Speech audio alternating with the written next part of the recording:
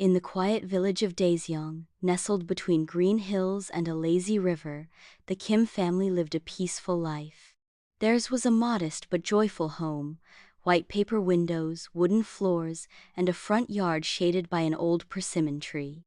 Jun-ho, the father, was a farmer, strong and quiet, with hands that had known both hardship and the earth's kindness. Sumin, the mother, was warmth itself, her presence like sunlight through morning mist. Together, they raised 3 children. Min-jun, the eldest son, was 17, thoughtful and protective. He helped his father in the fields but longed to learn more of the world beyond the hills. Tae-jin, 15, was wild-hearted, full of laughter, and always in trouble, climbing trees or sneaking sweets. Haewon, the youngest, just 7, was their little flower, curious, gentle, and adored by all. They were not wealthy, but they were rich in laughter, shared meals, and the small comforts of family life. Every morning began with rice porridge and stories, and every evening ended with Haewon singing to her dolls while the boys argued over who got more soup. One evening, as cicadas hummed in the trees and the sunset brushed the sky with orange and gold, Min-jun sat with his father on the porch. "Appa," he said, "do you think the world outside is very different?" Jun-ho looked out over the fields.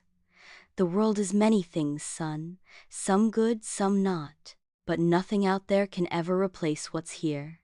Min-jun nodded, but his eyes were distant, hungry for something he couldn't name. News of war came not as a roar, but as a whisper carried on the wind.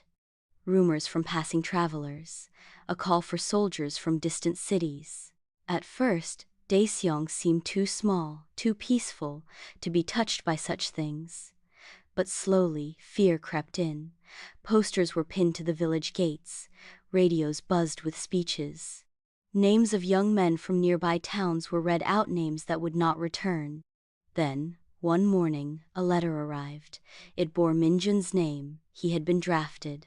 The family was stunned into silence. Sumin's spoon clattered to the floor. Haewon blinked, not understanding. Tae-jin's fists clenched under the table. "No," Sumin said.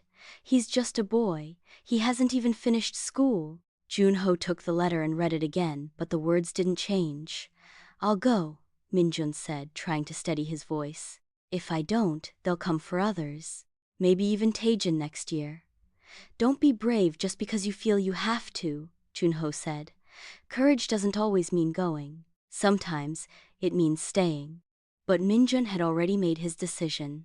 That night, he sat with Tae-jin beneath the persimmon tree.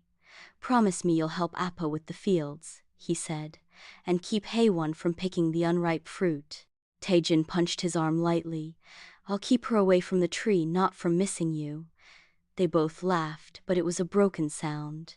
The next morning, Min-jun left with a small bag and a heart too full for words.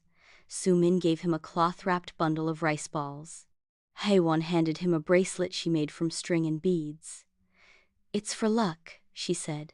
"Come back soon, okay?" He hugged her tight, then looked at each of them, his family, his world, and walked down the path that led to the city and beyond. The war had begun.